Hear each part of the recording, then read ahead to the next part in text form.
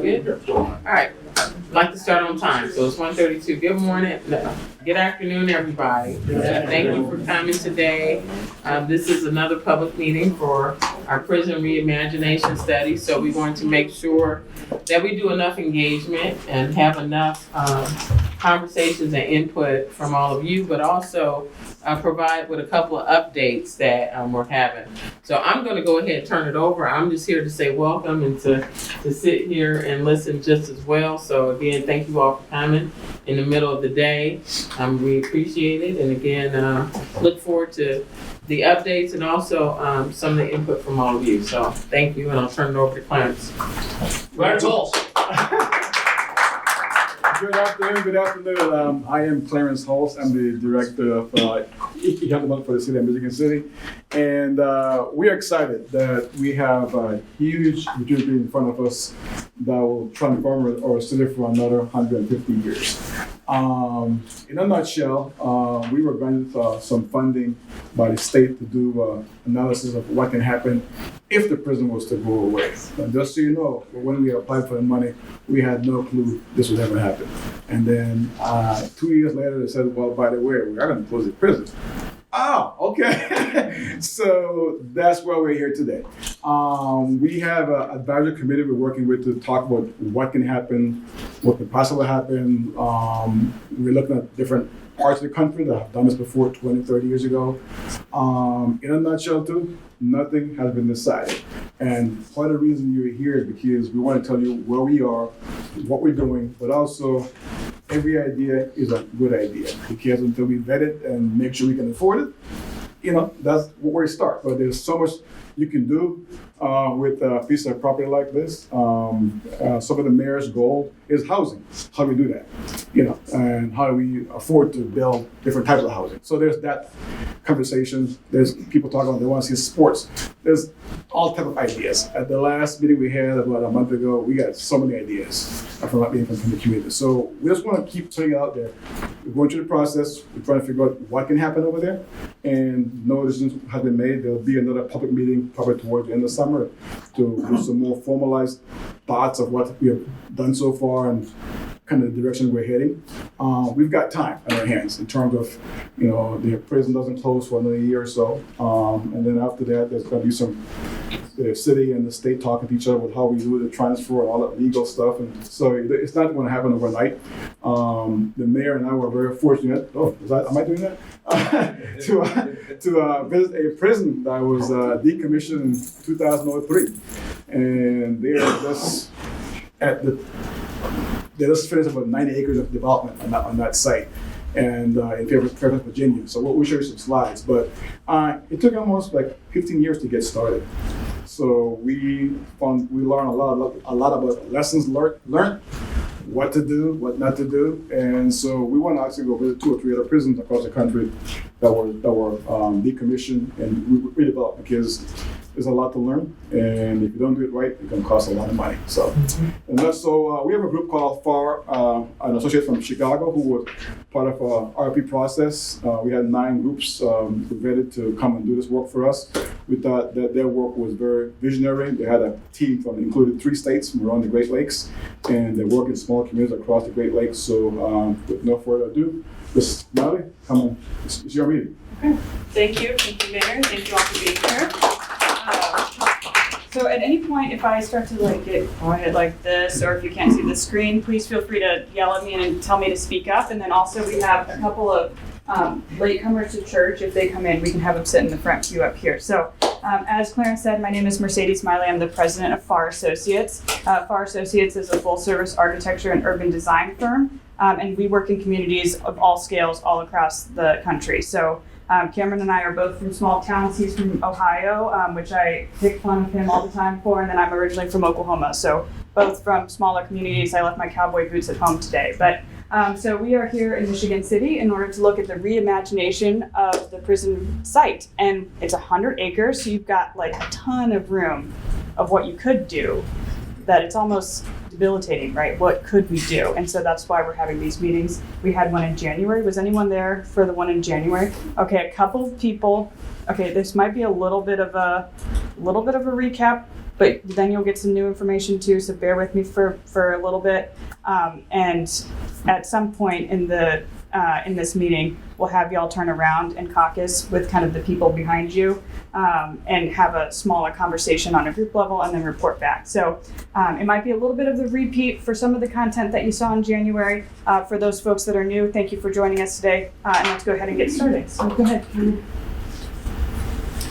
So we had kickoff back in August. That public meeting that I was just talking about in January, we had that in bitterly cold, and then today we're in like the beautiful, almost false spring sunshine. Maybe we'll get spring here. Keep going, please.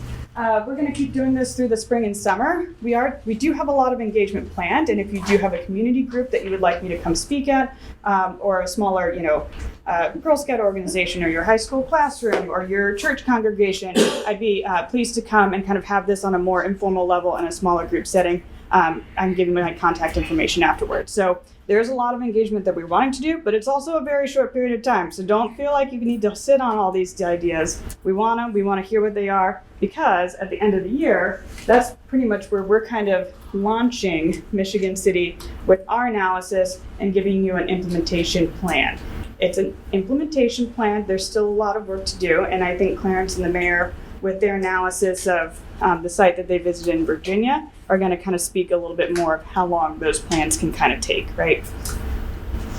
I also forgot to say, if at any point, there's not a question and answer formally at the end. So please feel free to interject and ask any questions along the ways. I would be happy to pause and go back. I just have a question. It Yes. says end of 2026, and they said earlier it's about a year. So it's about 2 years, actually. So our process is ending in about the end of this year-ish. And then the prison is set to close, anticipated to close at the end of 2026. I just want to verify. Thank you. Yes, ma'am. Thank you for that clarification. So this is probably very familiar to a lot of you. We also have it in a physical version that we can all come play with in a little bit here. It's about a 100-acre site. It's split up technically into 2 parcels, but it's currently all owned by the state of Indiana. And then there's some ancillary. We're kind of coloring outside the lines just a little bit. There's like the parking lot across the street. We've kind of assumed that as part of the plan, understanding that some of those other sites, when the prison no longer is functioning in its current state, might also be absorbed. So that's what we're looking at here. And then you can see Mount Baldy on the top left of your screen, and then downtown Michigan City on the top right. So this is probably very familiar to all of you. Does anyone live within like a half mile, like a walking distance? Awesome. Walking distance right across the street from the power plant, the wall. And I worked there for 7 years too, because I live so close. So I know exactly where you're at. Okay, awesome. And then I met, where's the gentleman that I was talking to earlier? That right behind you. There we go. Did anyone, besides the 2 of these gentlemen, did anyone else work there as well? Okay, so thank you. This will. Here in prison here when I was younger. Yeah, okay. So I would also appreciate, because to be totally upfront, we have not actually been able to get inside the prison yet. So like maybe you can give me some insider information about all of these things. Well, So we have a contact now that we're meeting Yes. with on a regular basis. So. yes, we're working on it. So I'm going to come call back on you 2 gentlemen and you young lady in a little bit. So go ahead, Cameron.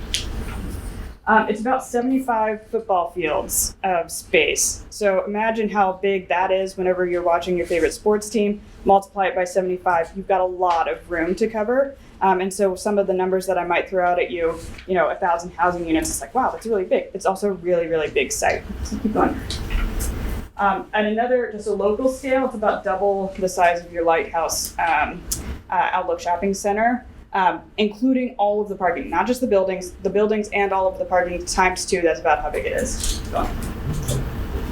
So the first kind of discussion point that I want to have is related to connectivity of the site. And so if you got a pamphlet, I hope everyone did, what you're looking at is the same photos that I'm showing on the screen just in front of you, so they might be a little bit easier to read.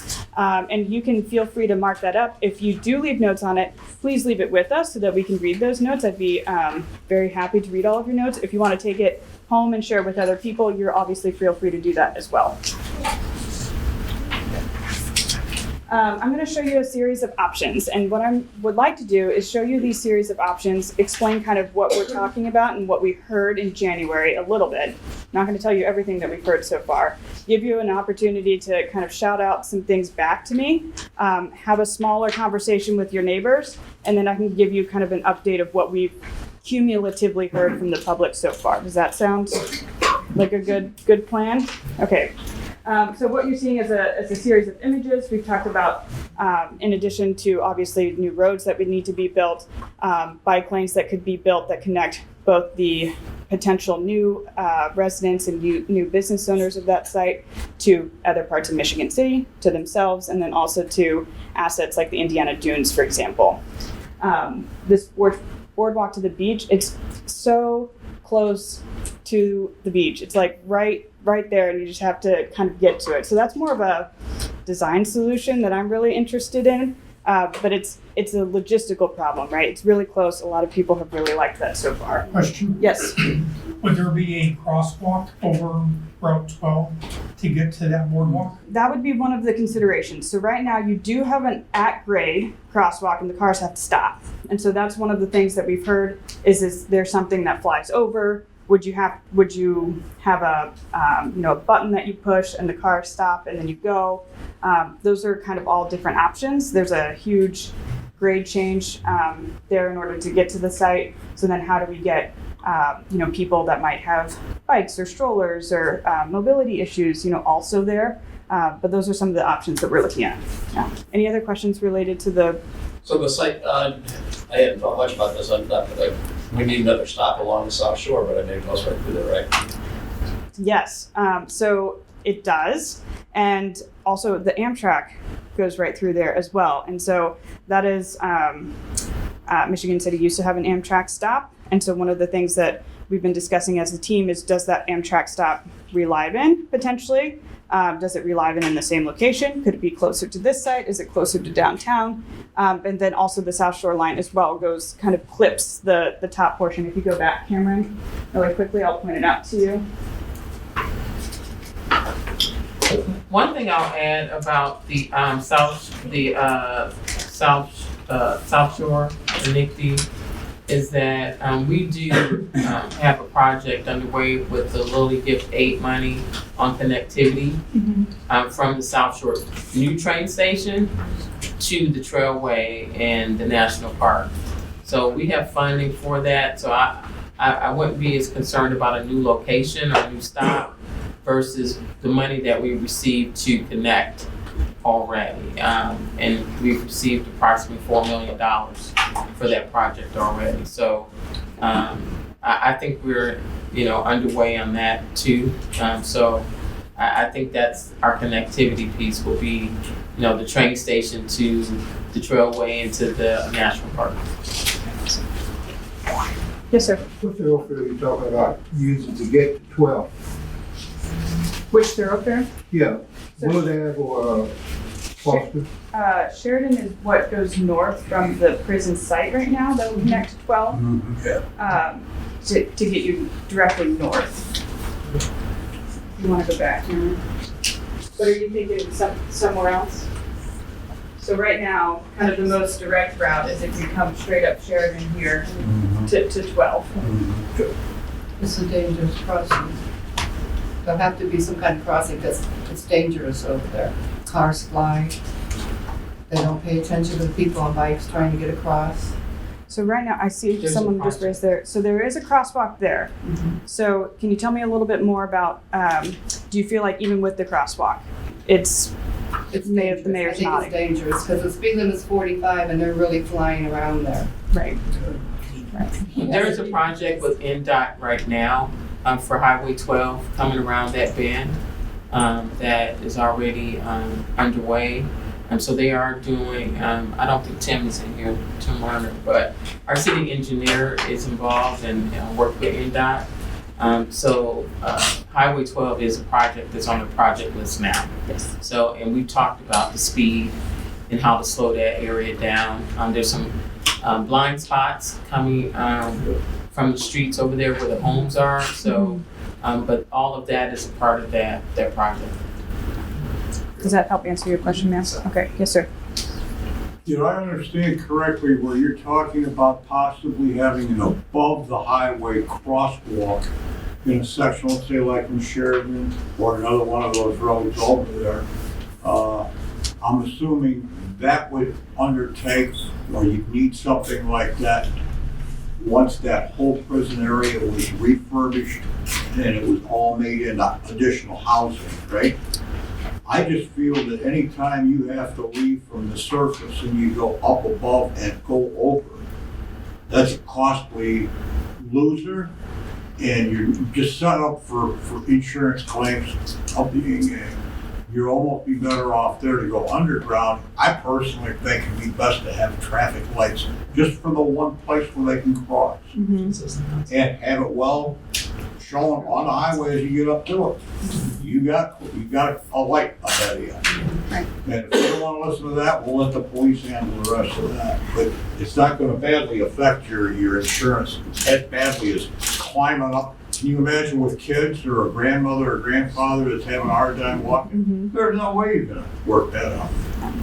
So I do, thank you for giving me all those options, because I do want to reemphasize something that Clarence said a little bit earlier of there's not anything drawn or engineered at the moment. Okay. So below, a tunnel that goes underneath, something that goes overhead, something at grade. Those are all options. And right now what we're trying to do is when the site is fully reimagined and you do have a large population that's living here that might want to get to Highway 12 or to the Dune site, how are they getting there? Where does that line go? And can we start those conversations so that way, these funds that the mayor is talking about, that can be incorporated into already existing plans that are happening. So this is a great example. But then also, anything that we kind of need to spark with, the state of Indiana, for example, can we get those conversations launched? So that way you do have, at the end of the day, some sort of crossing there and it doesn't get, it doesn't fall off the plan.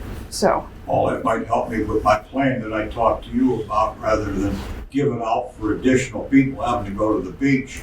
I'd like to see a museum where you could have the prison be what it is, even if you have to section some of it off. But a hell of a tourism place, and the one thing you could offer a lot of people, because not that many people, to their own benefit, don't know what it's like to be behind the walls there. You could give them a weekend if they so chose. And if they got children that they're worried about, which these days is questionable all the way around, but you could have one of those Scared Straight programs. You could have all kinds of things, and I know they all cost money. And the question is, could you generate enough money to maintain? And that's not using the whole facilities. A lot of it would probably be shut off. But the meat and potatoes, you could leave that open and they could have tours all day long. 9 to 4, for example. And you'd have the parking lot, I don't know, you wouldn't even have to keep that parking lot across the street. You could get rid of that, because when you're no longer with real offenders over there, you could find plenty of parking on the prison side. Correct. Of Willard. So I want to hold this gentleman, and Harold, it's Harold, correct? What? Harold? Harold. Okay, I'm going to hold Harold's thought in everyone's head for a second, and we're going to come back to what could be on the site, because he gave a lot of possibilities, and go back to just transportation, because we had a couple other hands that went up. The woman in the green right behind you, Harold, also had your hand up. Ma'am? No, I didn't have my hand. Oh, okay. Was there someone over here that I saw? My name is Terry Wood. I'm calling you out as if you weren't paying attention. Sorry about that. Sorry, sir. Go ahead. No, I guess futuristically, you guys already, you talking about a beach walk going down Sheridan across. So does that mean that the NIPSCO property and all that's going to be eliminated? Yep. We don't Do you know want to that. take that photo? So no, this is all possibility. Yeah. Okay. It's not necessarily saying that NIPSCO, this is not a part of that conversation. Right. That's totally separate. But one of the things that we've talked to NIPSCO about, though, and with the National Park Service, is access. Okay. So, but as far as conversations with NIPSCO, that's not a part of this. Sir. Yeah, Yeah, this is Tommy Kolovic from 1316 Ohio Street. What I'd like to see go on the old President site, I'd like to have a grade 9 through 12 charter high school, and we shall call it the Becky Williams Academy. All right, all right, all right. I heard a lot. Okay. Thank you for your suggestion. We're gonna put that in the notes as a upvote because a lot of people just went yes. I'll have to get the full context later, but thank you for the suggestion. So I think what we're trying to do today is understand there's a million things that you could do, and if you at any point think yes, like you just loved that idea that this gentleman in the back gave. I want, bobbleheads. Okay, let's keep running with this one. But if any point you're like, oh, you want to do a boardwalk? That sounds like a terrible idea. Okay, scrap. We'll combine that with everyone else that we've heard. And then if no one likes that idea, then we know we don't have to continue to pursue it, right? So, any other thoughts before I move on real quick? You're doing great. Thank you for participating. On the broader scale, they're reconfiguring Route 12 right now, right? Right. And is the emphasis from the state going to be to continue to have 12 be a significant thoroughfare go through the city, or do you think that'll diminish over time? I mean, I suppose the future of Route 12 within DOT's plan would be of interest how it fits in with this plan, because obviously less traffic on that side would be good for the neighborhood on the access side. I don't know if I can answer that question at the moment. I'm not part of that design team. Put it in there, yeah. But I do understand what you're talking about, right? Because on the one hand, if Route 12 is getting smaller, but then we're maybe adding a whole bunch of population over here, how do those meet? So that's something that we'll definitely put into consideration. Yes, sir. Hi, my name is Scott. I attended the in-depth presentation about Route 12. They're not changing lanes at all. They're not minimizing it. Yeah, they shouldn't. It remains the way it is. Okay. They're just cleaning it up a little bit. But there's still, one of the things that I shared with our engineer though is the whole traffic light and all of that. I think that's gonna be a necessary evil that we just have to have it because they drive too fast. For a pedestrian crosswalk. Yeah, I mean, I think there's time. All that stuff was designed before I came into office. So I think by Tim having that connection, our engineer, I think there's still opportunity to have some conversations. I just think that it's dangerous. It's dangerous over there coming off of those side streets because it's two different streets are blind spots. Yes. And I don't think we really truly had an opportunity to share all that information. So. And I think part to be in the mix is for maybe even greater use of Route 20 and lesser use of Route 12. Mm-hmm. So at some point here. I wonder if consideration could be put into setting it up kind of the way the South Shore has basically told us how we have to live with them. And I understand, I mean, that's a business and so forth. But sometimes those gates come down and you swear to God you could eat a whole meal, and they haven't even left Carroll Ave. But the thing of it is, if we get used to those gates like that, maybe something like that could be there with your lights on 12, where you're crossing over for all the people, the new people, to be able to go to the beach. The driving public's never going to be that happy anyway, but you got to keep it safe. Right. Absolutely. I'm going to take these two and then we're going to advance a little bit. Ma'am, go ahead. This has probably already been asked, but with the decommissioning of the property and just over time as things develop, what happens to the grave sites? Are the remains the property of the state as well? There's more to that. I think everybody focuses on the grave sites, but they have not proven or done any the sonar and all of that to determine where the bodies are. And there haven't been any bodies buried there in a long time. I think that's part of the not the engineering, but the environmental work that has to happen. I think we focus on that when that is a small piece of it. Okay. And I know that it was in the news recently that the county's trying to give us that we talked about, there was a conversation previously, but they never talked to me. about anything about it. So right now, there's nothing to discuss about it because we haven't been on the site and there's been no environmental work done at this time. Just like with any other city that's been developed, you have cemeteries in the middle of cities and towns all the time. It's 100 acres and that's probably a very tiny piece of it. So if it has to stay in place, we'll develop around it. You know, it's not that hard. I just think that that's been a focus. Oh my God, what are they gonna do? And I'm like every other development, work around it. So, yeah. So you had a They comment? talked about the cemetery at the LaPorte County Council meetings, and they said that they would like to take ownership of it now, but they can't while the prison's still in operation because they don't want their crew going on there with the prisoners being there. But once the prison closes and all the prisoners transferred, that's gonna become what's called a LaPorte County Pioneer Cemetery. Thank you for that report out. I think to the mayor's point though of this has been done before in a lot of different places. Europe has some great examples just because they're older, they can redevelop, they've redeveloped before we have in the United States. And either if there is still an intact cemetery there's some ways we can treat that, and there's kind of some federal processes in order to make sure that in order to make sure that the remains are returned to any known kin. And then if they need to remain there's some strategies that we can use in order to kind of design around it. All right, I'm going to take this gentleman's questions, and then I'm going to go back real quick and advance this a little bit in the presentation. Go ahead, The sir. gentleman in the back raised the issue about the parking lot, but it's got to be at least 30 acres. I hadn't thought about that in terms of what's going to be done with it. But it also brings to mind what's going to happen to the west of Sheridan. Has any thought been put into how that's going to blend in with what's happening across the street?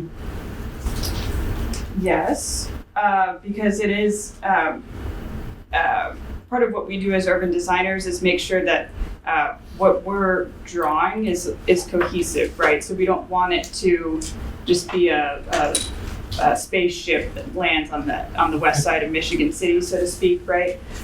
So I don't think I can share with you any current plans of what's going over there or, we're doing this or that.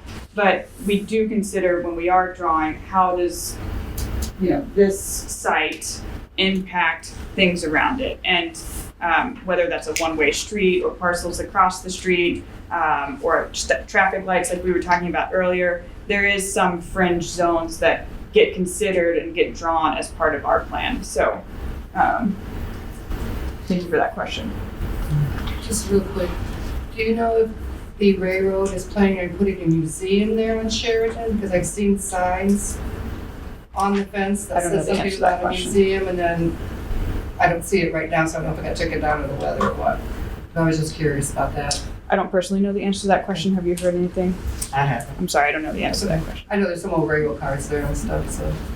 Okay, can you skip to the one that has all of the pictures on it? Okay, so this is the same thing that's printed out in front of you. I'm hoping everyone has a copy. So if this is sort of holistically, if you were to either imagine your grandkids want to move back to Michigan City and maybe buy a parcel over on the west side of Michigan City on this reimagined site. If you're thinking maybe my house is too big, it'd be nice to buy a little bit of apartment over on the west side of Michigan City and now you're living over there. Or if you're like, I just want to stay put, but I just want to consider what this has as part of the rest of the city, kind of put yourself in that imagination space.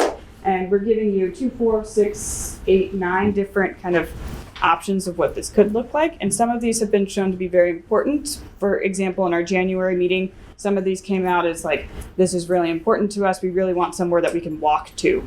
That, for example, was very highly rated.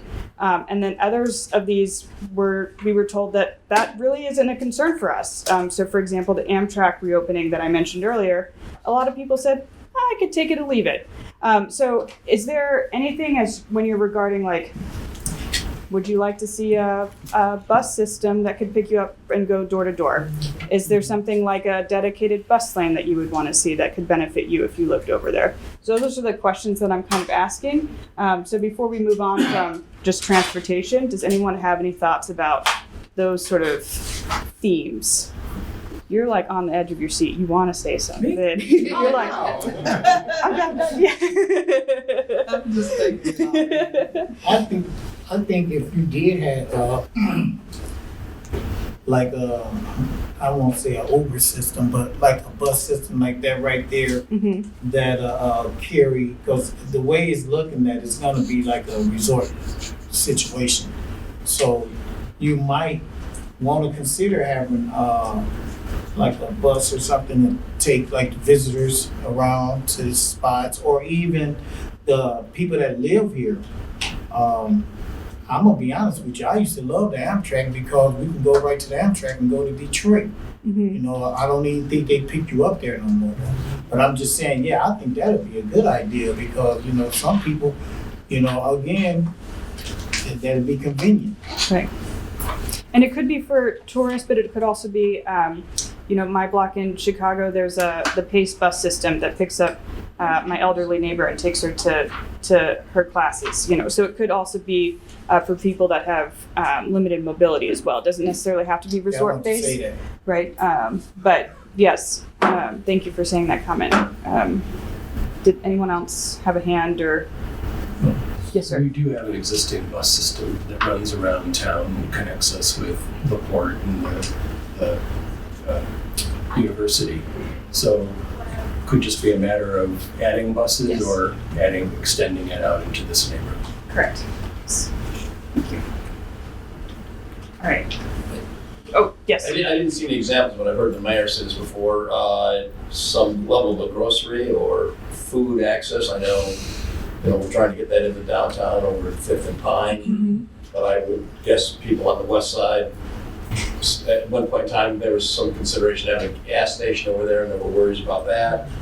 But I would think that, you know, having food in proximity to homes is a good thing, so. I will say that's been, I think, the number one thing that I've heard is grocery store. Would anyone like to dispute that and say no grocery store? No, I wouldn't. Everyone, okay. So yes, that is probably the number one thing that I've heard about is, you know, having a grocery store on the west side that sells healthy food too would be really important. So thank you for bringing that up. I didn't necessarily have to get into the healthy side. If you put the grocery store in, make sure there's a workout building. All right, I'm gonna keep going if that's all right. All right. Okay, so this is what everyone keeps bringing up as land use. So this should be, I'm expecting a lot of comments here, people. You can't leave me hanging up here. So why don't you go to the end slide there, Cameron. So again, this is on your piece of paper in front of you. There's a lot of different options. So you've got 100 acres.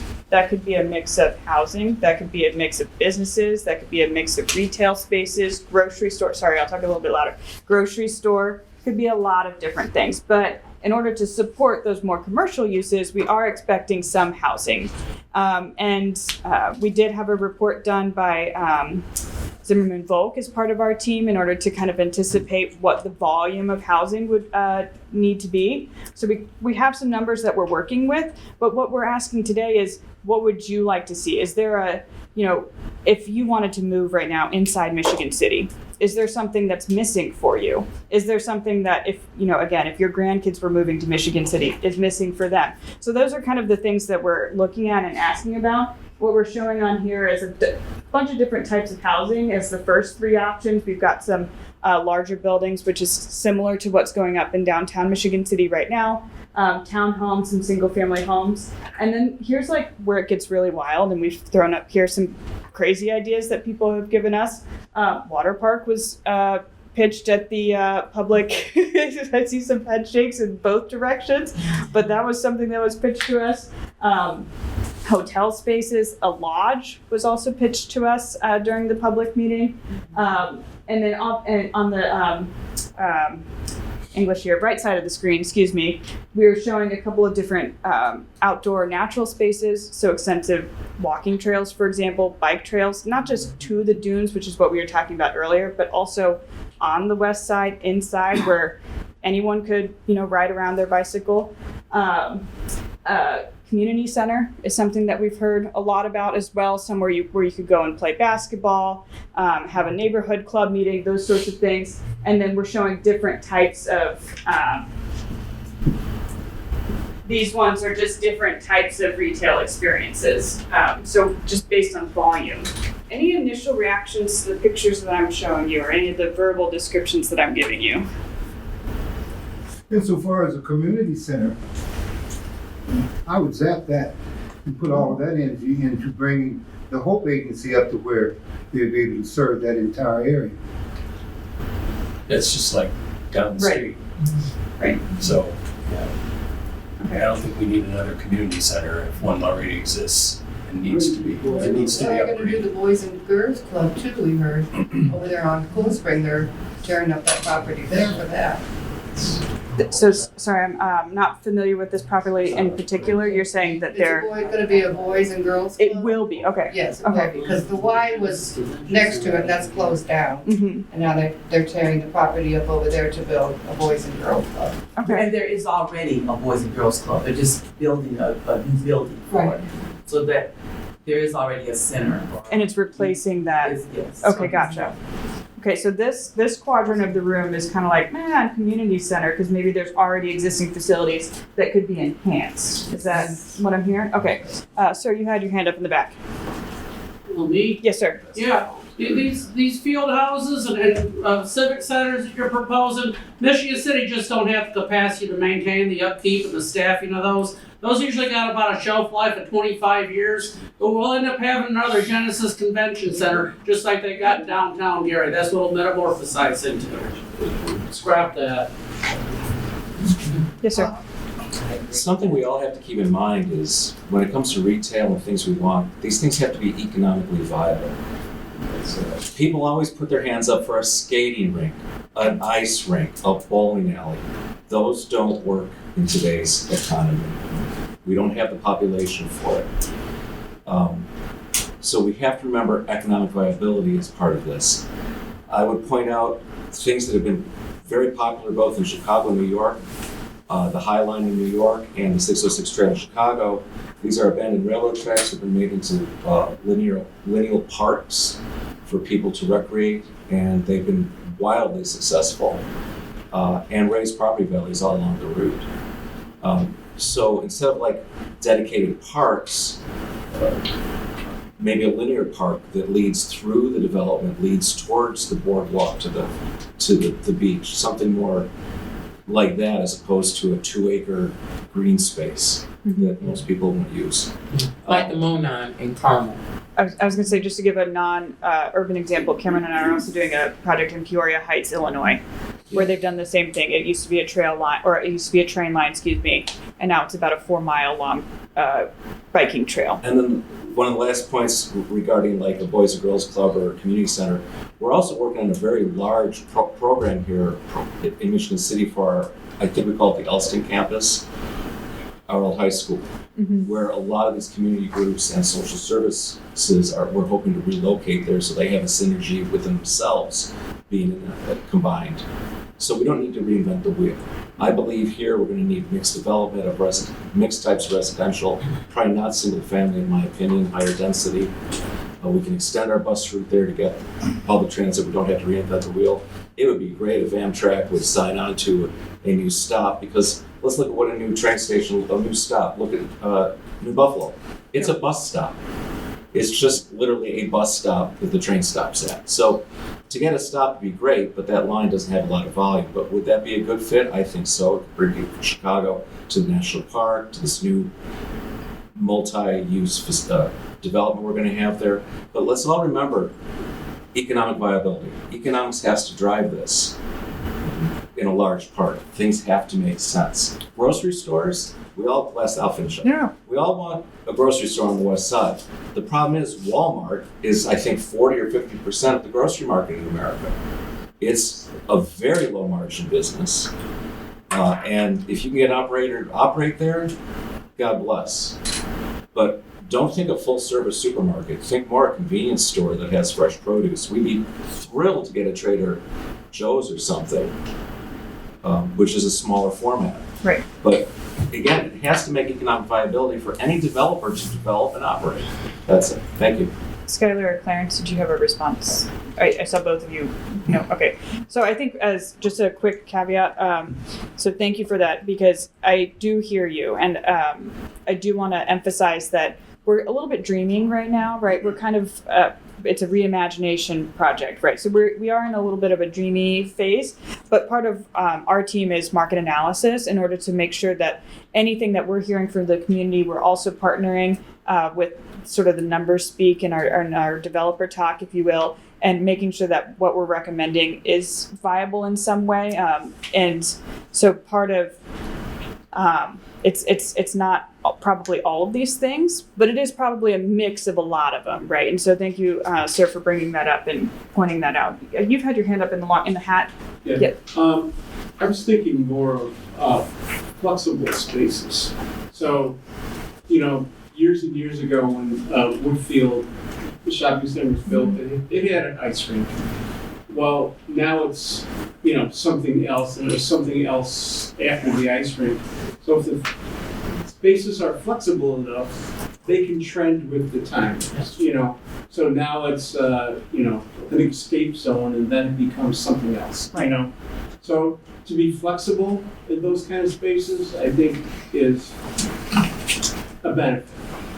The other thing, your photo up there, all the way where it's kind of the auditorium-looking outdoor space there. This one? Yeah. So I think those spaces work out real well. And if you kind of go, there's sort of three concepts to an outdoor space. People like water, people like a space to sit, and they like vegetation. So that reminds me of that. So when you have those three elements, people come to it. So what else do they come to when they're there? It'd be great to have, like they're saying, small shops, things like that. Maybe a fresh market, whatever. So it's not just going to be the people who live there. It's also going to be people who get drawn in by concerts and whatever else, and whatever's performing there. So I think that's a good idea. Excuse me, let somebody else talk. I'm going to add to that. I did a walking tour at the Naval Yards in DC recently.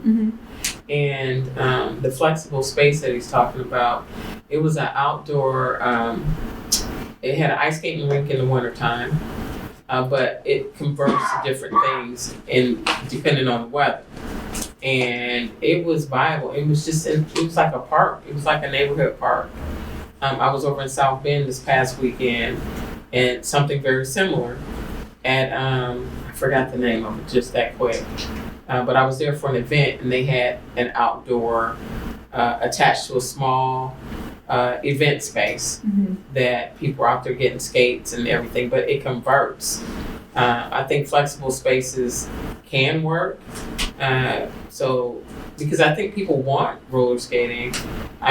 It's weird, but I used to belong to the Roller Skating Association back in 2006 through 2012, I guess. I put together a business plan for a entertainment complex roller skating rink, but the insurance was too high, and there weren't any viable locations at the time. But I think people want that. I think roller skating is on the come up, but it has to be flexible to multiple things. And I think outdoor exercise and all those things. The West Side has some of the highest health disparities and outcomes. So I think there is room for those things, but it's going to take public-private support whenever we get to that point with local businesses to participate. But I like all of the concepts. Not the water park, but or the community center on that space, but everything else seems like there's opportunities for that. Sometimes we just throw pictures on there to make sure people didn't fall asleep in the back, Yes, ma'am. Hi. I agree with what he was saying, and as well with the mayor. The multi-use space.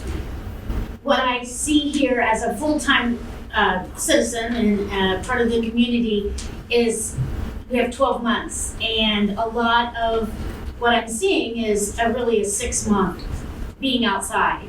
And if something could be a multi-use space to where it could possibly be turned around, maybe not an ice skating rink, but maybe a roller rink or something that could be opened or closed or some sort of just more options. I always look at something, it should have more than one purpose to it.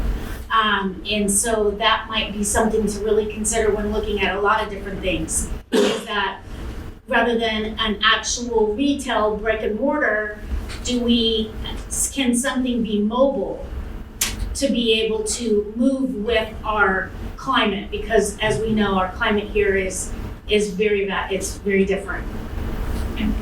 Yes, sir. Well, as you was speaking, I was thinking of the Gallagher Way outside of Wrigley Field. Mm-hmm. So that's year round. They have a Kris Kringle market. Right. They have the big screen out there. They show games. They have the ice rink in the winter time. But I think that's one aspect of what I was saying. The other part of what I was saying is kind of commenting on what the Jen said up there about how spaces go away and you can't, keep an ice skating rink going and things like that. I think that's where the inside flexible space comes, where the next trend moves,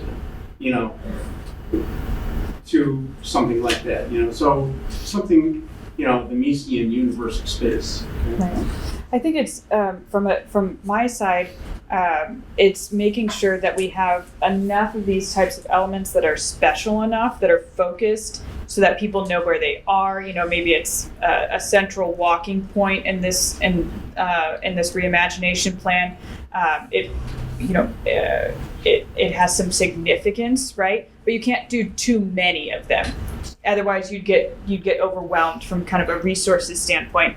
And in other communities that I've worked in, the best and most successful types of these projects are public-private partnerships. And it might have some city influence over time, but a lot of these parks, I'm thinking of one in Tulsa, Oklahoma, which is more familiar to me. They have a nonprofit organization that does programming year-round to make sure that the park and the civic center, which is not the picture in the top right that I'm showing here, but in the same realm, so they do have trick-or-treating and the trunk-or-treat at this facility. They have the Tai Chi for senior citizens, all of those different things, so that out of your 12 months out of the year, you're actually getting 12 months out of the year. Even if it's, cold outside, they've got some winter program, hot chocolate or something on the lawn. So I saw your hand up a long time ago. No, okay.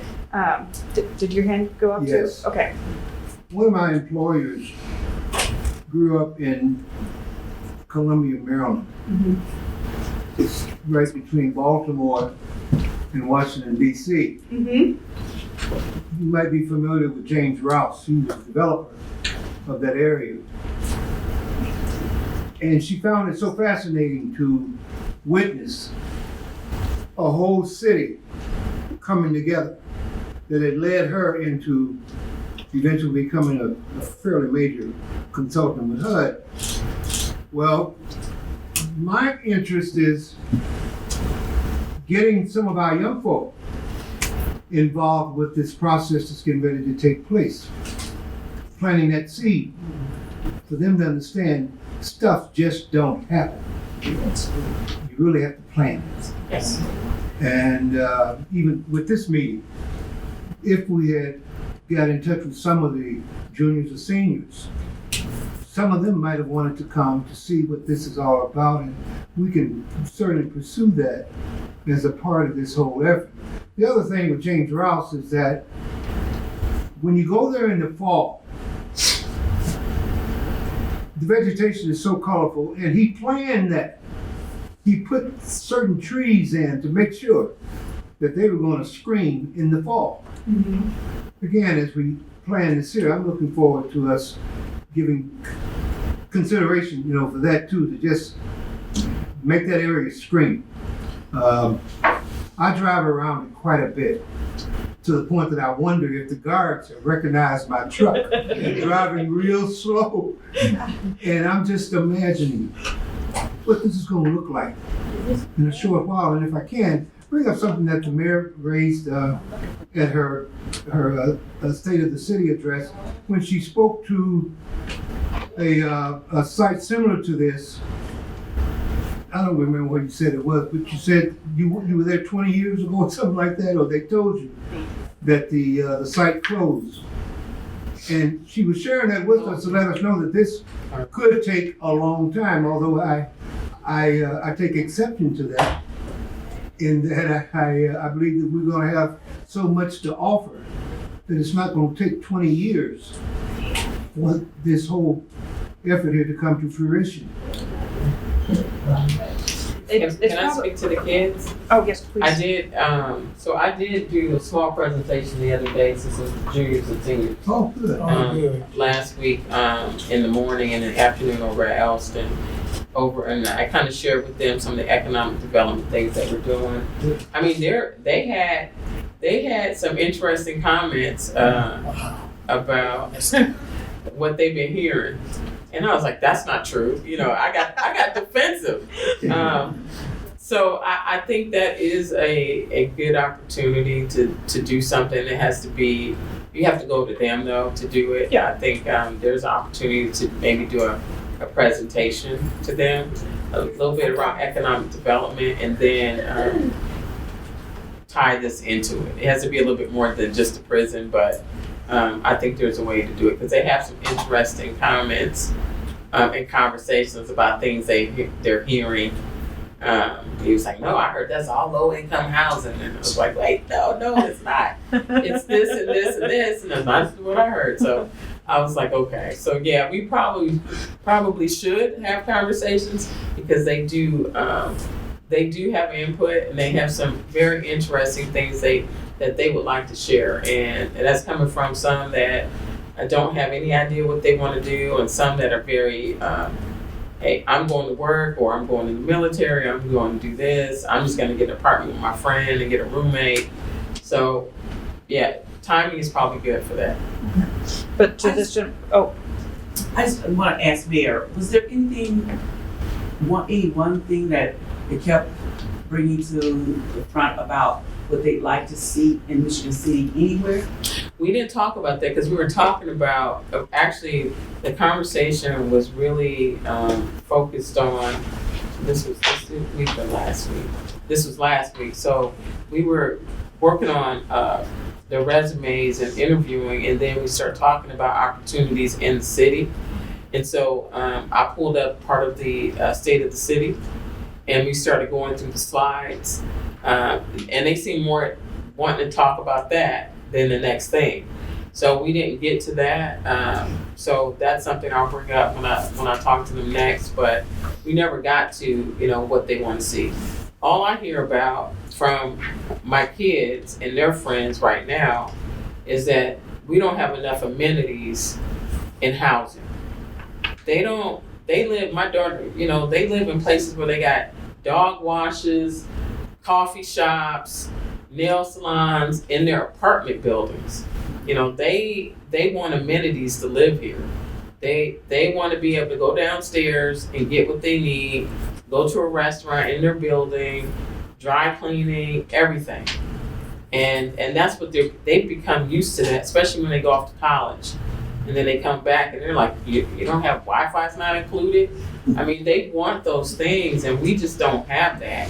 We don't have anything in the pipeline for that, except for, what's happening at the train station, right, and some of these things that are happening. But we're gonna have to build that way for us to get young people to want to stay here and move back, that have, gone away. So it's amenities that they want. A lot of hands went up, but I've seen the woman in the blazer in the back. Yours has been up the longest. I was just going to say, you keep using the word reimagine, and I think it's important for us to reimagine what Michigan City could be and the message that we are putting out to our neighbors to get people here to visit, to spend their money, to possibly move. I think that's really important. So if you think about whatever those pictures are, also tied to that, what do you want Michigan City to be known for? What's the message that we want to put out there? Because our our logo, the Stand Shop Smiles, is that really as inviting as it could be? I think that's something to remember. Thank you. I appreciate that comment too, because it's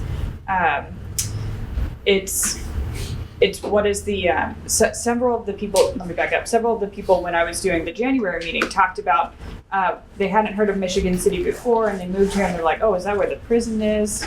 And so, you know, they've been residents for 30, 35 years, and so now y'all have the opportunity to kind of really change that. And so I want to reemphasize, we're doing this engagement process right now, but when we leave, a lot of the things that we want to leave you is breadcrumbs, and some of it's taken up by the state of Indiana, some of it's taken up by our lovely mayor, our EDCMC, but some of it is also kind of on the mantle of the community as well, to make sure that, like, okay, we were talking about this, we gotta go. And so that comment there is definitely in that vein, so thank you for bringing that up.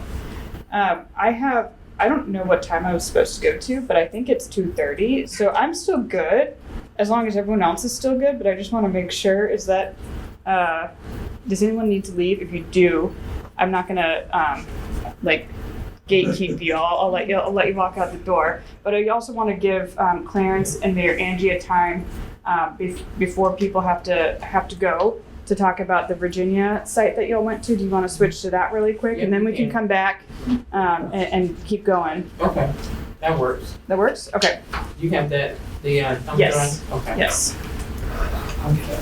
Thank you for the information. Yes. Thank you so much for really giving back to me too. I really appreciate it. All of the comments back. We have our lovely recording people over here. Give them a round of applause. So we're gonna get this video from them at some point and then go back and take all the notes that you were telling us. So thank you for giving that back to us. We really appreciate it. If you did not get a handout before you leave, make sure to grab me. And then I'll stick around for a little while. They're gonna give a short presentation about Liberty, Virginia, which is a property that we found in our research that talks, the prison, Cameron could give you the exact date when it opened. Do you remember? 1910. 1910. There you go. Clarence can give it. And was closed in 2001, 2003, and has been redeveloped over the last 20 years. So, Mayor Clarence? Yeah, but actually there were two phases. We only visited the second phase. So it was closed in 2003, but the first phase was done in 2008. And that was a smaller footprint that was redeveloped, but it didn't have as many of the historic buildings on that site. So it didn't start 20 years later. It did start in 2008, where they did build some homes, and it was single family homes in that. But I'll let you take it over. Well, I know we'll go back and forth. But Lomax was commissioned by President Theodore Roosevelt, and this was supposed to be a reformatory prison, but because prisons were not the place. Well, they were bad. Prison was bad back in the day, and so this was supposed to be the one that was supposed to be you go and you get reformed, and it was supposed to be like a college campus, so you weren't like everybody crowded together. So what you will see is designs is wide open spaces and long walkways, and obviously if you go back and look at the history. There was a farm, there was blacksmiths, there were people making bricks that loved the prisoners, but a lot of property that was there. Unfortunately, like most prisons, over time it became a place for violence. There were riots, there were gangs, and so eventually the prison would be closed. So we had an opportunity to go walk through the site. We were in DC for another event, and this was 16 miles away, and it was like, wow, we're trying to learn what's happening in the prison that was redeveloped. And so the area we walked was 90 acres, and that was started since 2012 of development. So what you will see is just a lot of old buildings that were refurbished, and we learned a lot walking through the developer, the lessons learned, things not to do, things to do, but I mean, again, it's part of the process. So. And also, just for timing's sake, as far as money, you know, everybody's like, how are you going to take care of this? How are you going to pay for this? They shared with us their capital stack and how they were able to fund it. Some of it was historic preservation from the state, historic preservation from the federal government, but also it was new development that was market rate that was developed to create that capital stack first before they could do the development of the historic pieces. So they started with the outside fringes of it, and then they worked on the inside where the historic preservation was. So this is an overall site plan of the building. As you can tell, it was built like a college campus. That was what the intent was, to create that learning atmosphere and so you can reform prisoners. So that was the whole concept. Today, we're walking through the area we went through over there, and it's changed a lot since then, but so when you drive in, this is what you see. So you can tell. It looks like a prison. So we drove, that's what we saw. I was a little scared. Is that the one they tore down? Or They didn't really tear anything down. Oh.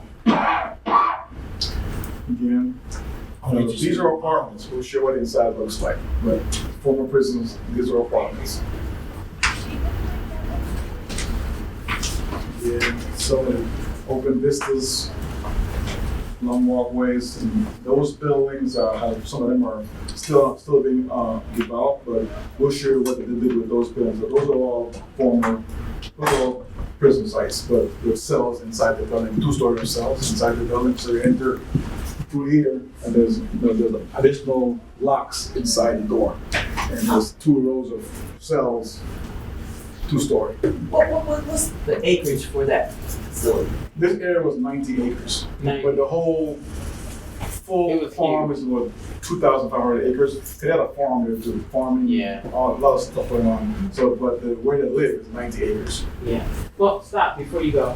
So, is this where we started at? Mm-hmm. So when we pulled up into the parking lot and we started in, there was a gymnasium, taekwondo, MMA kind of deal, and then they had a couple that still had cells in them that we could see. And then we moved around, and there was daycare and some other things around there before we got to the they gutted it. People live on the site. Yeah, people live here, so you'll see. So let me go this way. Yeah. So we walked through. We came through here and walked on the walkways. Vistas, and those are the actual prison doors. They've been refurbished, but those are the actual prison doors. And they kept a lot of the original signage too. Now, we showed you what those prison buildings look like. Well, what they didn't knock the building down. What they did, they gutted the building. So this had 2 rows of cells back in the old days.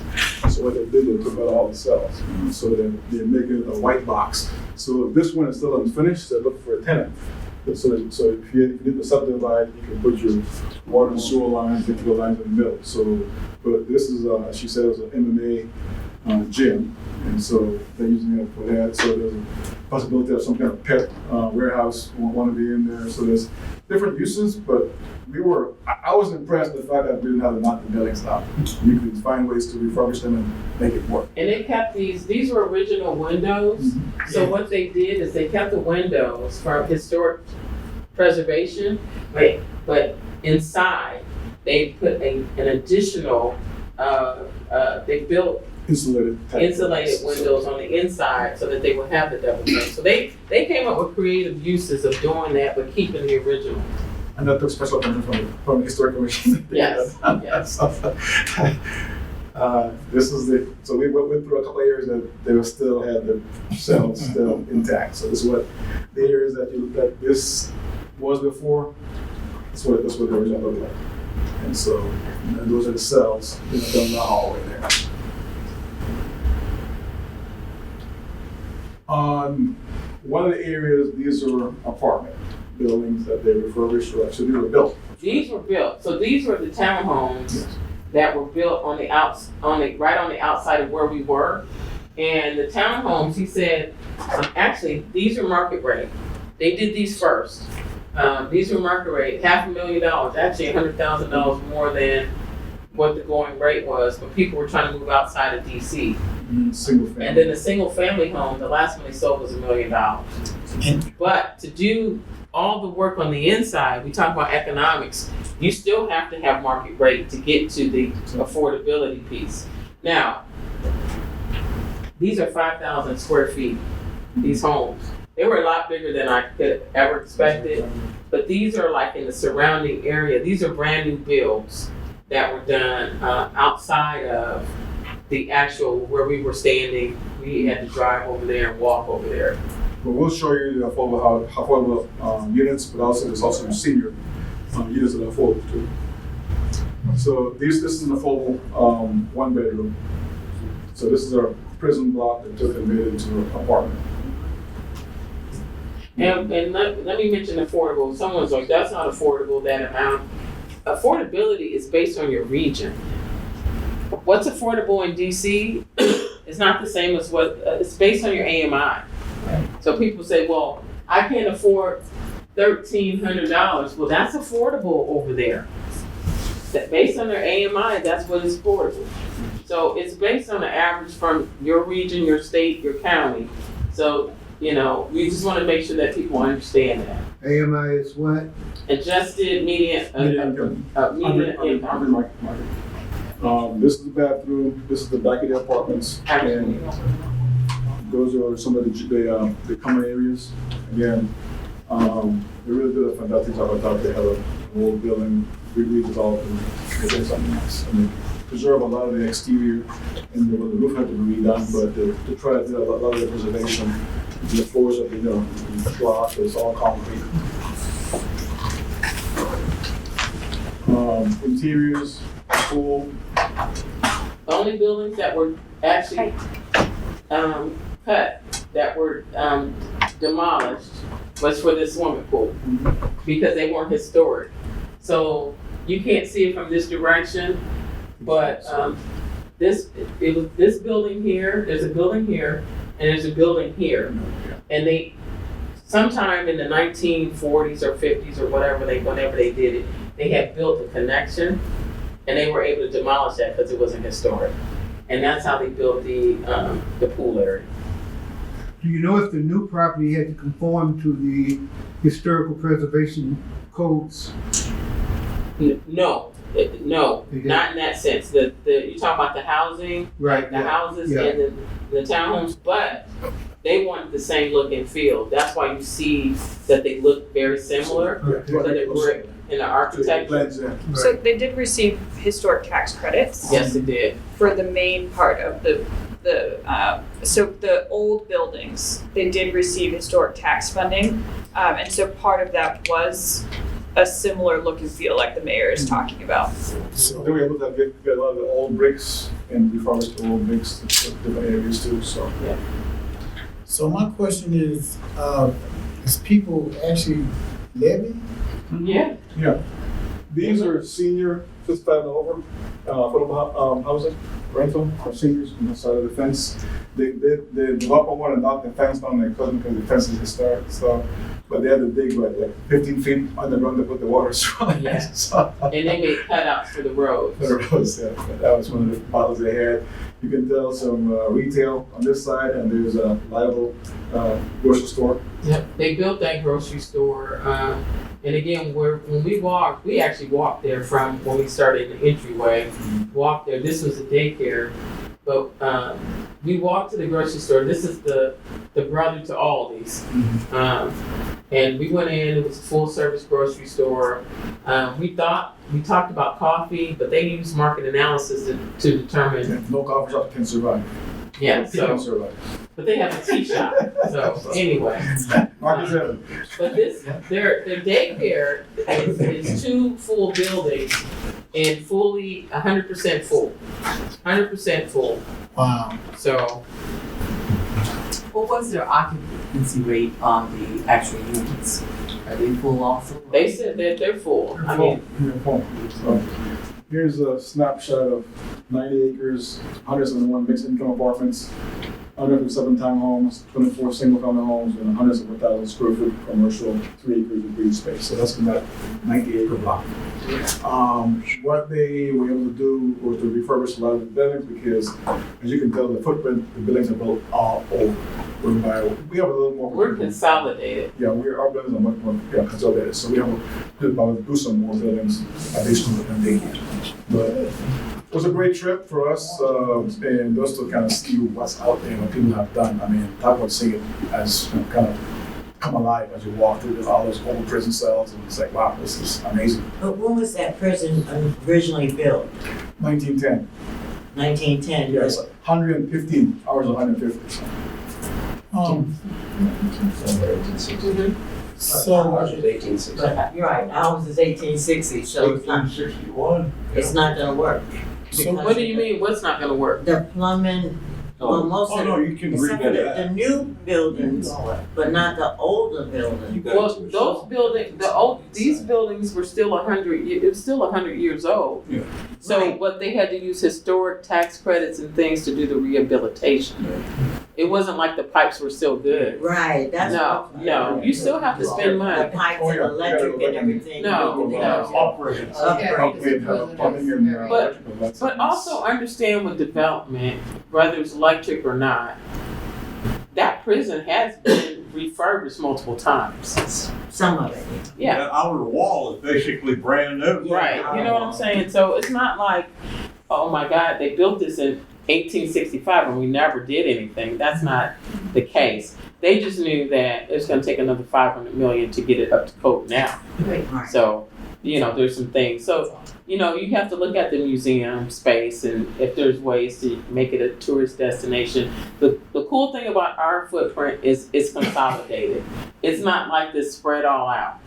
We have more opportunities to build on that site than they probably, they have a lot of farm space, golf course and whatnot. golf course, elementary school, high school, So, outside of this. We didn't even go see that because we had an Uber there. so basically, that's one of the options we have to, on this prison property. Is we're that what exploring you're everything out there as part of being here. We're just trying to figure out what. That'd be interesting, to see that, you said that was a prison and they really developed it to a community. Yep, it's a whole community. So I'd like to see that. Were there neighborhoods around this, or is this kind of like They built the neighborhoods around it. they added neighborhoods? All the development is the new neighborhoods and all those houses. Okay, so this That's was a a part. centerpiece kind of. That was all a part of it. So everything built around it. And actually, like I said, with the capital stack, the money, they built the market rate to help create the pot of money. So to do some of this. So Was this isolated out in a remote area, or is it connected Well, to the 100 town? years ago it was because the prisons were in DC, arrested in DC, and then the prison over there got filled out. So we put them 60 miles away. this was the DC jail. But now is it connected Oh, as part of a town? Oh, it's part of it, yeah. It's right smack in the middle of the So you said they had, To me, with everything we've discussed so far, I know what we're looking for is we gotta try and find a way in which we can make Michigan City attractive, not only to people with money from outside, but to help those that have been living here over the years. To me, the one item that we really haven't talked about, and to me is the nutshell of the whole thing. We gotta find ways of luring businesses to move here and give our people jobs. Well, let me say something About money. in reference to that. There are about to be thousands of jobs within 20 minutes from here. And most of the manufacturers here are struggling to hire people, right? So it's my responsibility, my piece of it is I need people skilled, drug-free to take the job. I can't bring another company here when I can't fill the positions that we already have. right. So that's something that we really are trying to focus on, but I can't say, oh, I'm gonna bring another company here with 1,000 jobs when I got 4,000 jobs that are available 20 minutes away that may steal some of the employers, people that we have here. I think one of the things that we're struggling with is people get paying jobs and there's no homes for them to stay in. They're gonna live somewhere else. And I think that's where it's at. But it's about skilling up the workforce we have. Not throwing another manufacturer. I'm fearful of another big manufacturer when we can't fill the spots we got already. I think your example here of all these different housing types, I think that's going to be crucial for us. We have to have multi-sizes, multi-economic levels, all different housing types for seniors, for young families. That's that's going to fulfill the need for the workers that are going to be coming here. And We have then to the house them. amenities to go with each And one the of those amenities groups. to go with. Because all of them want to do different things. Yeah. So we gotta make sure we put Yeah. those two things together. Yeah, but you can look at the employers, Hitachi, Solaire, Franciscan, they don't live in Michigan City because we don't have housing stock for them to live in. Right. So we want people to stay here, work here, and spend their money here, not go home to another city. So, I think this whole idea of repurposing an old structure like that is just fascinating, and I think it works on so many levels, on an ecological level, because you're not using all the resources, you're not just wiping out all these resources and then bringing in all these new resources to rebuild. And it has a lot of charm to it. It makes it unique, something interesting. It's not just the same old rows of houses that are just boring, you know? Our fight with the surrounding communities when Bethlehem came in is something that I wasn't really conscious of at the time, going back to '64, just coming out of high school. I wasn't in touch with reality at all, not really. But I'm looking at now our ability to attract and to offer everything that we're talking about as we're attracting folks to come here and stay here. A lot of folks went to Chesterton as opposed to coming here. And their tax base was just blown up as a result of having all that tax money coming in. And you know, I've gotten into explanations with folk on the East Coast, Indianapolis, what happened to Gary. They don't really know. All they saw was the garbage they saw on television back in the day. They lost their tax base. U.S. Steel couldn't compete. They couldn't retrofit to keep up with Midwest and Bethlehem, just 10 miles away from U.S. Steel.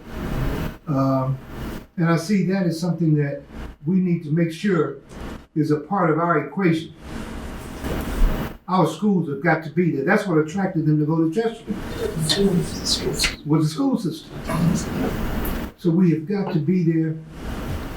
And I'm excited about the hell. I hope I live long enough to see some of it come through. yeah, it won't be 20 years. In one of those streets I'm just named gonna after me. piggyback, because I worked at Buckingham for 27 years, and I was actually in a position in the mid-90s when we were decentralizing the home office. And so a lot of those jobs, and these were the high position, your marketing directors and so forth.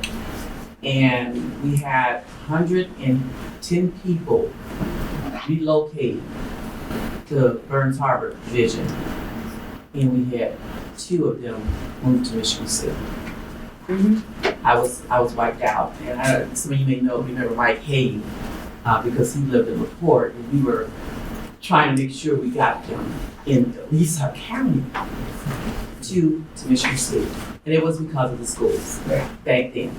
So yeah, but now I'm part Schools have come a of. long way, so I know people keep digging up the schools. Schools have come a long way. Yeah, that's what I was gonna say. So- Right now, that's not our situation. So, but we have other things that we really need to be looking at as we are trying to attract people to come here. And one thing we were talking about earlier, when our young people graduate high school, go to college, we want them to come back here, bring those skills back here and develop and help us in our community. That's one of the challenges, and Mary Angie and I talked about this once in a meeting, that we really need to find a way to make sure they have something here that attracts them. And I was looking around earlier, in this room, most everybody is 40 and over, most everybody. So where's our 25 to 40-year-olds? We gotta make sure they're getting input into this process. And let me add something too about. Well, I know. Let me add something because part of the conversation when we bring up schools, you have people who have bad experiences or whatever. What I need from all of you and people that you're around is not to dog the city, not to dog the school system, especially if you don't have kids in the school system now. You know, I had two worlds for my kids. One kid went to private, went to Marquette. The other one went to public, went to Michigan City High School, because they're different and they need it different. Didn't get a voucher. I had to work 2 jobs for the one to go to private school. And let me say this, they both got a great education. Great education. People have situational things that happen and they will dog the school system. We have distinguished grads that go on to do great things. And we need to be talking about that. And we need to also talk about the fact that we offer services that nobody else offers in these private and charter schools. All right? And we need to be the cheerleaders for that. Not talking about how bad the system is. Because I know when my daughter graduated, we won awards downstate because we had the most number of AP credits in the whole state. Right. But nobody wants to talk about that. They want to talk about how bad everything is. And that is not what we should be doing when we start doing projects like this. We will never get another manufacturer or another development. We got developments happening because we're trying to do the right thing. So people wouldn't be coming here if the schools were that bad, right? And I think we need to start reflecting on that and not be a part of the conversation of negativity when we start talking about our schools. Some people do have bad experiences. But also, whatever you look for, you'll find. You will find it. That's correct. Look for the good, you'll find the good. And that's what I want people to understand about Michigan City. And again, whether it's Marquette or Michigan City High School, they're both Michigan City schools, in my opinion.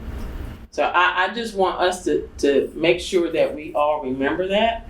And I tell people when they complain, I'm like, how much time do you give to the schools? I say, because when my kids weren't in public school, I was still volunteering in the public school.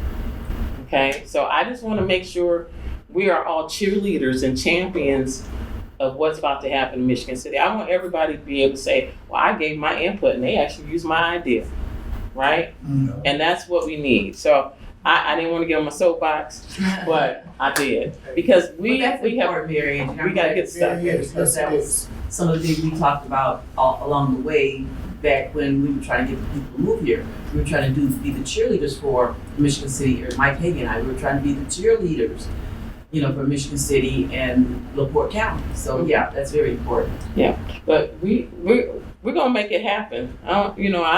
It's gonna happen. It's gonna happen. So I just want to make sure that, thank you all for coming today. I know it was a lot of information because we got to get on another meeting in 6 minutes, but you're going to be staying here. Well, we sent when they all scurried out of the room, it's not because, we have bad onion bread or anything, they were just going to another meeting that they had at 3:00. Right. So they're running that. I'm free to stay and answer any questions or hear any more ideas that y'all have. My team's got the rest of it, so. You're good? Because they're running to the meeting I'm going to. Yes. Okay. All right. So again, thank you all for coming. We're going to continue this process. Like you said, when we reimagine this site, this is just a wonderful opportunity for all of us to figure some things out and to, no water parks though, no. No, we got a big one. We got a big one. But again, thank you all for coming today. Thank you.